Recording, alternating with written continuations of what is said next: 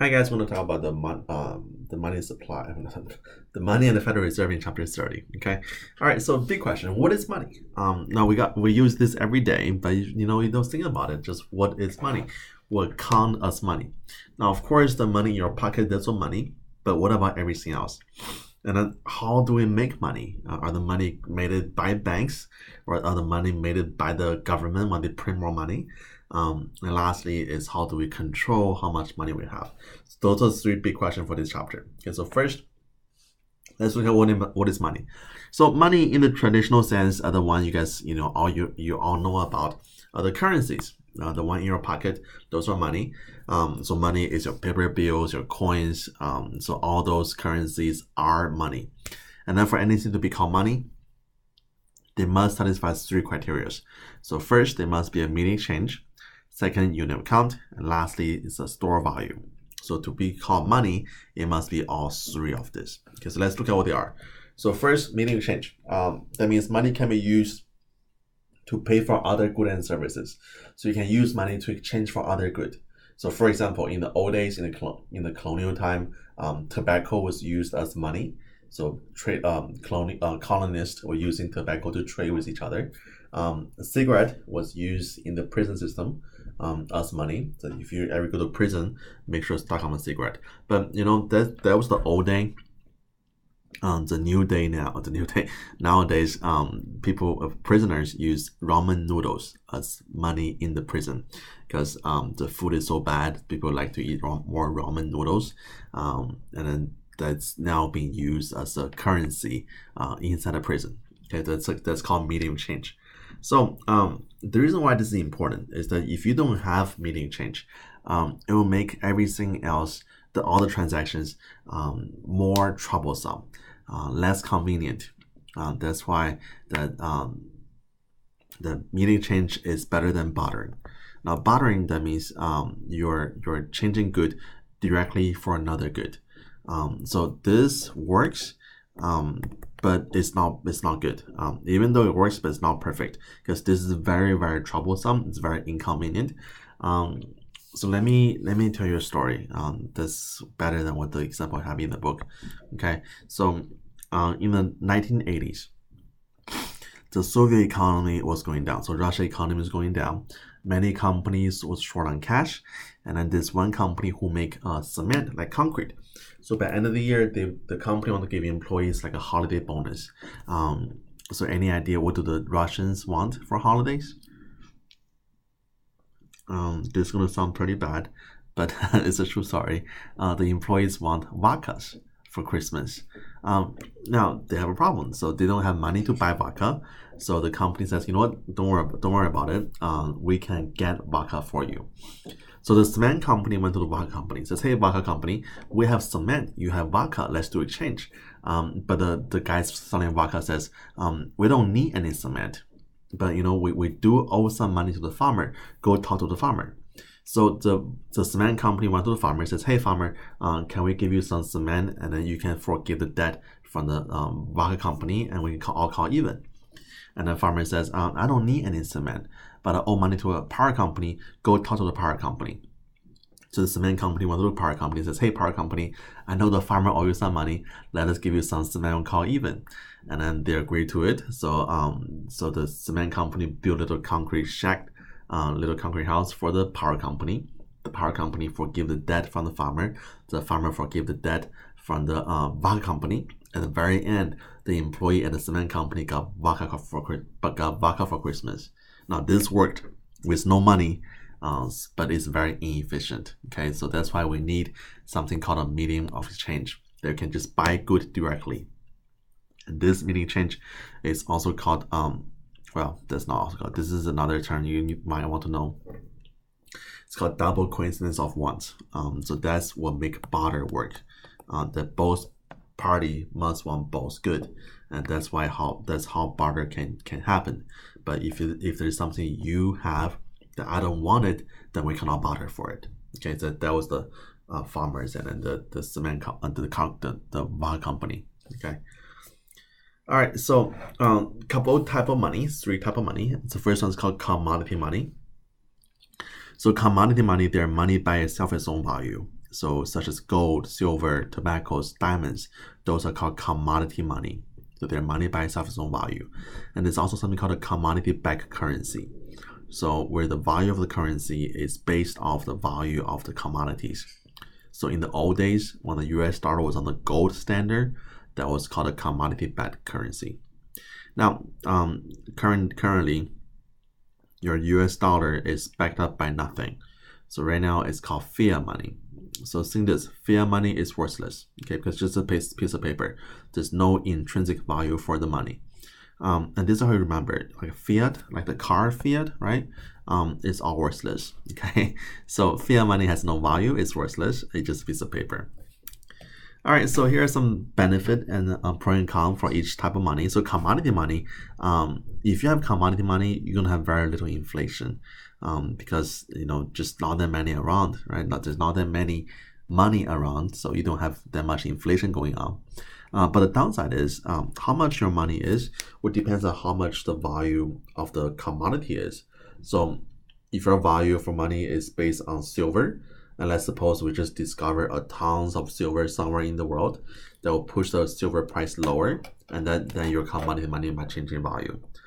So commodity money can be influenced by the value of the commodities, which means the more you have it, the lower the value. Now for fiat money, you wouldn't have this influence of the commodity prices on it, and then it gives government more control over how much fiat money they have. But the problem with fiat money is that because they have more control, that sometimes government will abuse it, and they'll print too much fiat money, and then fiat money become worthless. And that's why I think in later chapters we're going to study a case by Zimbabwe in 2008, that their money was worthless. Everybody was a billionaire, but everybody was also poor. So that was because their money was a fiat money. Okay, so that's because government print too much money. All right. So next, what's a unit account? So unit account is something you can easily use to measure the value of something else. So for example,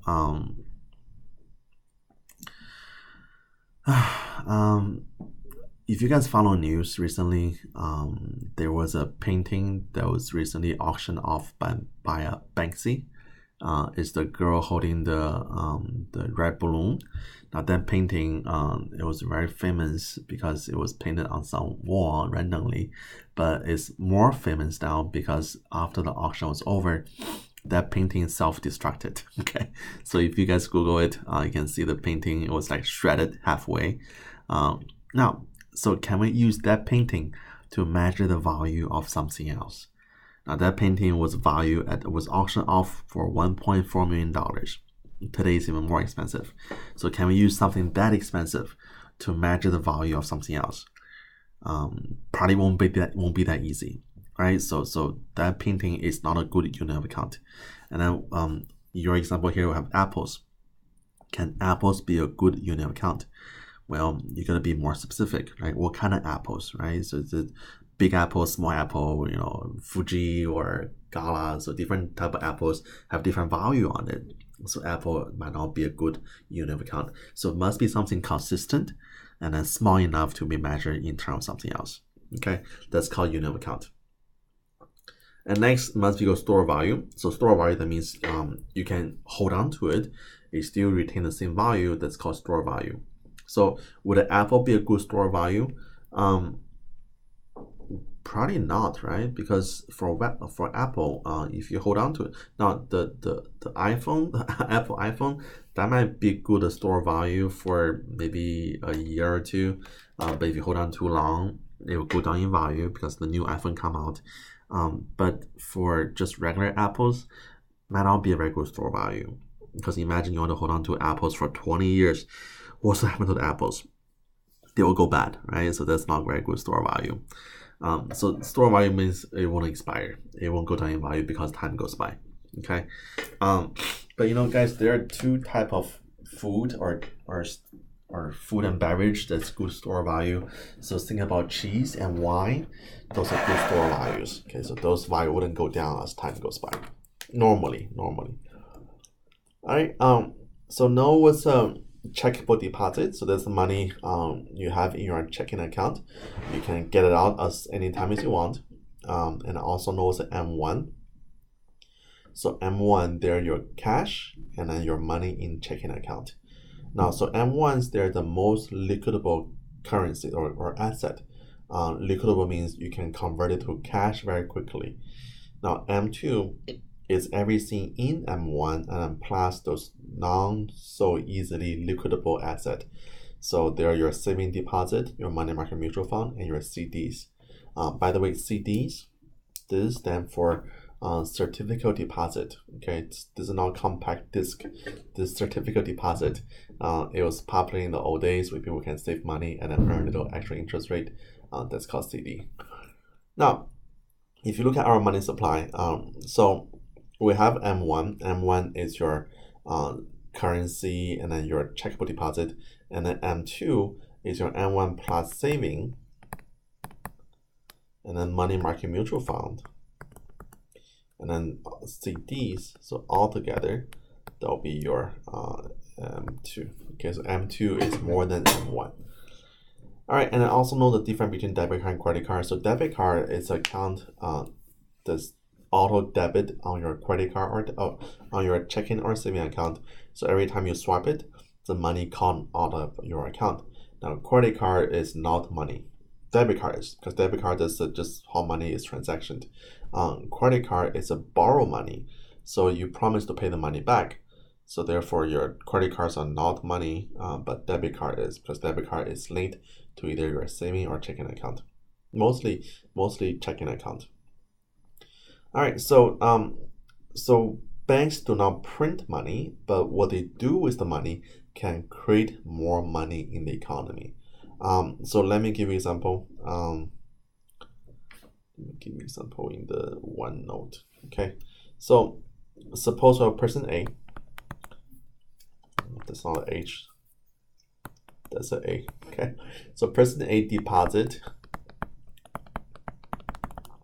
$1,000, and then person B will borrow from the bank $1,000. Now, at this time, how much money is in the economy? We have person A who believe they have $1,000 in the bank, and then person B who has $1,000 now that's borrowed from the bank. So the total money in the economy will be $2,000. So money in the economy is created mostly by banks offer lending.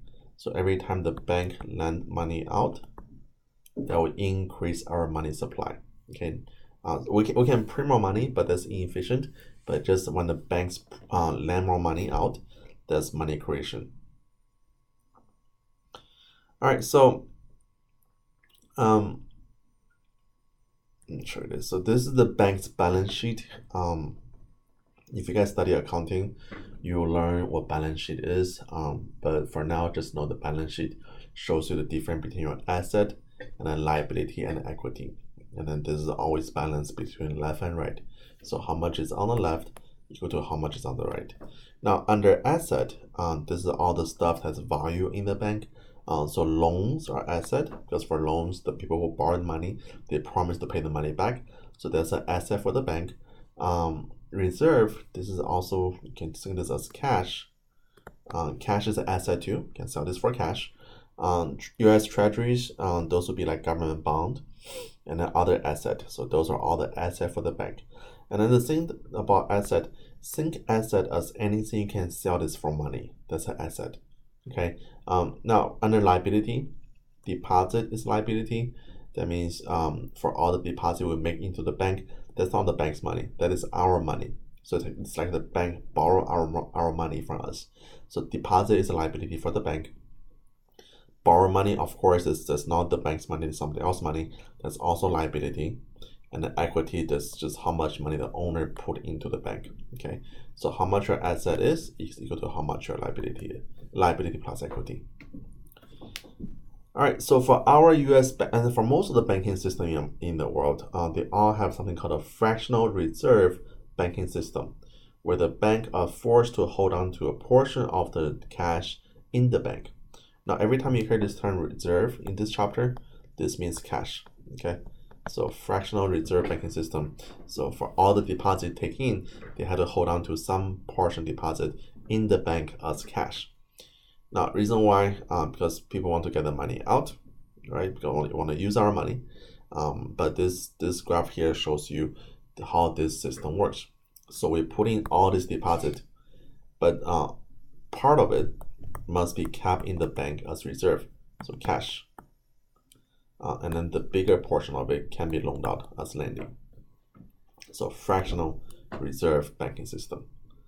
Now, the reason why we must have reserve in the bank, for one, is that to accommodate depositors when they try to get the money out, to withdraw the money.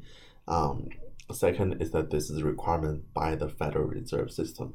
So for our government, we require each bank to hold a portion of the deposit in the bank. And the reason why is that we want the bank to be more solvent, so they wouldn't go bankrupt. Now, usually it's about 10% for the banks in America, but this depends on what kind of bank you are. Some banks can have as low as 6%, but most banks is 10%. Okay, that means 10% of the total deposit must be kept in the bank as reserve. Now, this will prevent something called a bank run. So bank run is when everybody all go to the bank, try to get the money all at the same time. That's called run on the bank or bank run. If you guys want to, there's an old movie called It's a Wonderful Life. I think it was shot in 1940s, 1930s. But in it, there's one scene where there was a run on the bank, where everybody all got worried about how much money they have in the bank. They're all afraid that if the bank goes down, they might lose everything they have.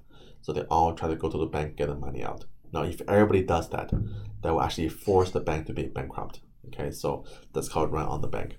And to prevent that from happening, we're forcing each bank to have a reserve in the bank. So the reserve ratio. All right, so your required reserve, so how much money is required to have in the bank equals to the required reserve ratio, this percentage, times your deposit. And that will give you how much your required reserve is. And then excess reserve is the additional or extra cash the bank has. So take your total cash, so total reserve, minus the required reserve, and that extra is your excess reserve. Now, also known as a moral hazard. Moral hazard is that sometimes people do abuse the system. So suppose you have two banks over here, Bank A and Bank B. Bank A is very conservative and no risk, but you make little profit off your deposit. Bank B, it's high risk bank, but offers a higher interest rate. And if the bank goes down, your deposit is fully insured by FDIC. Now, if you guys know what's FDIC, let me go back. So FDIC is your Federal Deposit Insurance Corporation. It insures your deposit in the bank as fully guaranteed. And then right now the limit is $250,000. So if your bank goes bankrupt, your deposit up to $250,000 is fully guaranteed, and that's called FDIC. Okay, so this FDIC was there to help prevent run on the banks, make a more stable financial system. But because FDIC, we're having this moral hazard over here. That we have two banks here. So one bank offer very low interest rate, but very safe and secure. One bank offer very high interest rate, which is not so safe anymore. So as a consumer, as a depositor, where would you deposit your money? Now with FDIC, most people choose Bank B, because for Bank B you do get a higher profit, higher return, right? But that's not good, because we try to reward Bank A there. So this process is called a moral hazard. That because we have insurance in place, we tend to be more risky. I mean, that's probably the same for everybody, right? I mean, just for imagine you have a good health insurance that if you injure yourself, the insurance company pay for it, and then what do? You probably engage in more risky activity, right? Snowboarding, what else? Diving, so which might hurt you, but it's okay because we have insurance covered. But imagine you have no insurance, then we're probably going to live in the bubble, right? Make sure nothing happens. All right. So we talk about this. So how do banks make money? So banks, they don't print money. The banks will increase our money supply whenever the bank is lending the money out. So when the banks lend the money out, that's creating more money supply in the system.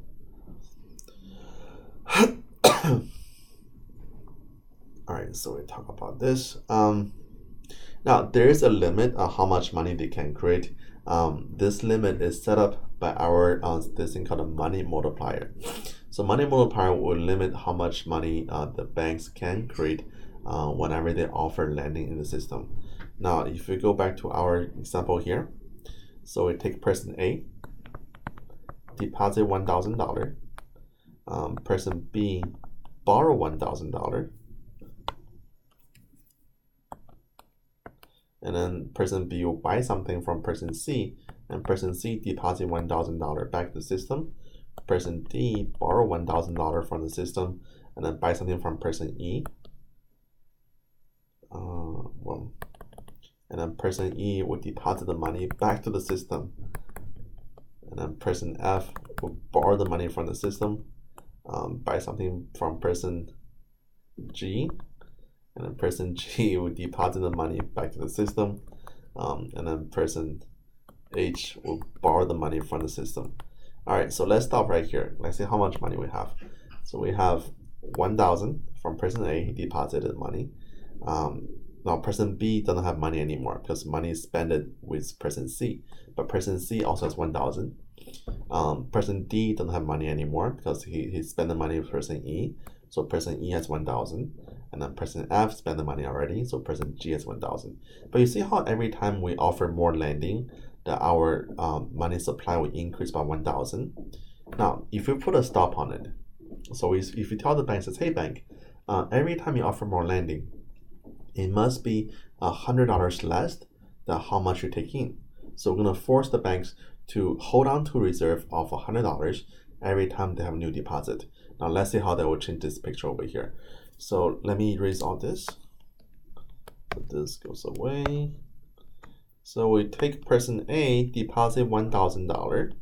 Now the bank will offer the lending out, so try to lend the money out. Now they will lend out not 1,000 but $900, and to person B. Person B buys something from person C, so person C will deposit back $900, and then person D want to borrow money.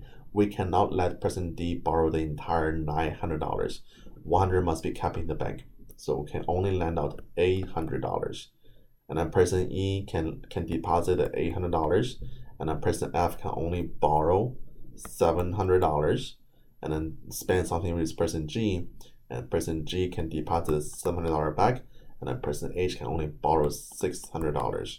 Now notice that this number here is getting smaller. Eventually this will become zero, and that's when the lending stops.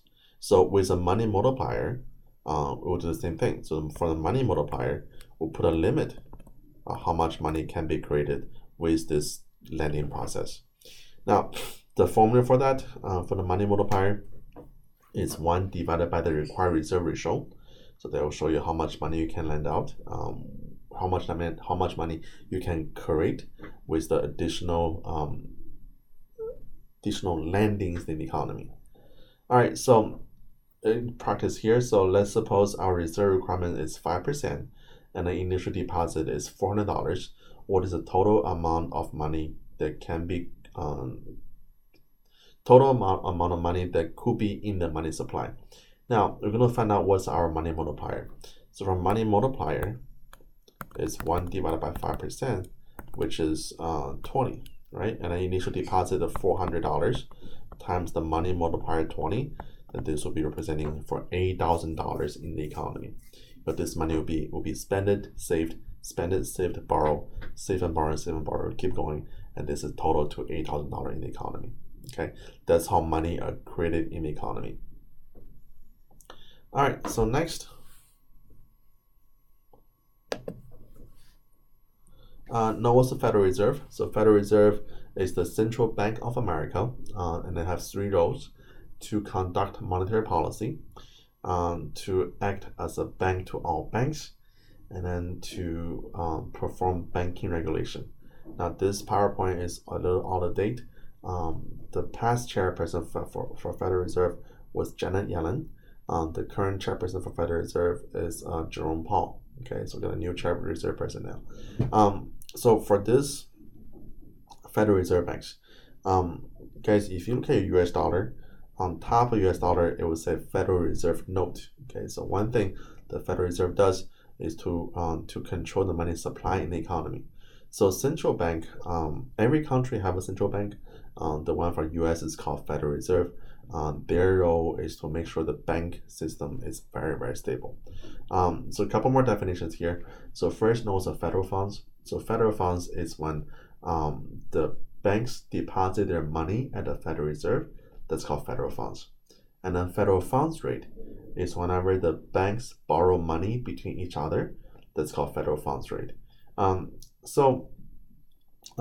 we said before, the Federal Reserve is the bank to all banks.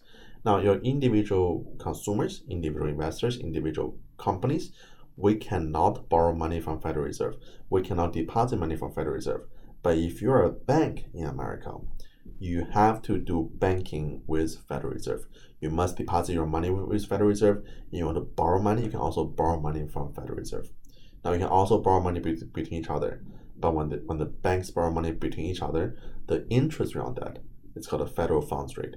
Now, the federal funds rate is between individual banks. It's not set by the Federal Reserve, but can be influenced by Federal Reserve.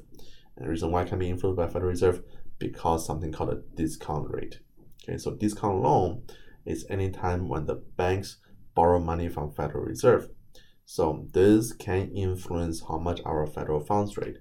And then the importance of federal funds rate is that will influence how much the interest rate is whenever individual consumer try to borrow money. So discount rate is the interest rate on the discount loan when the banks borrow money from Federal Reserve. And you might ask yourself, why would a bank want to borrow money? They have money, right? So why would a bank want to borrow money? One thing goes back to our required reserve, a reserve requirement. So let's suppose that for this bank, they have a required reserve of $100.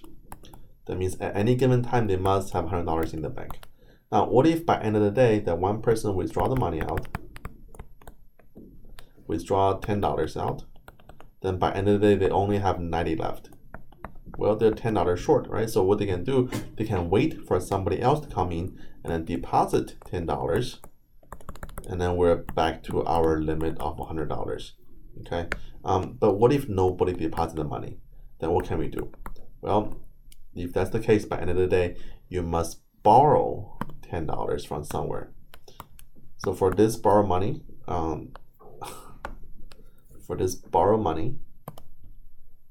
they can either borrow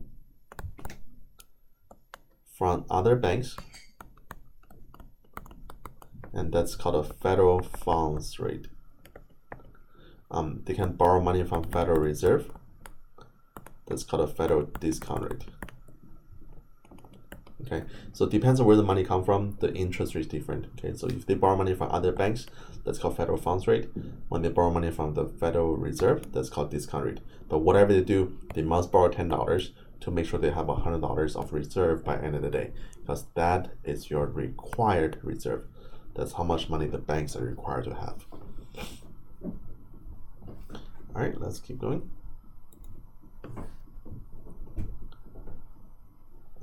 So the process of this banking operations here is that there's one more thing called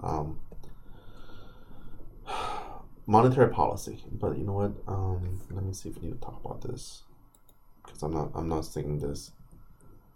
Yeah, we talked about this already. Okay, so what's not showing on the PowerPoint, which is I don't like this very much, is that you have banks over here. You have Federal Reserve. Oh, I hate this even more now. This just keep disappearing in front of me. All right, so household Let's call public. Okay, so public, this is your household and firms, banks, and a Federal Reserve, FED. Now, your public can borrow money from bank. That's not how you spell borrow. They can borrow money from bank. They can deposit money with our bank. Now, banks will deposit money with Federal Reserve. They can also borrow money from Federal Reserve.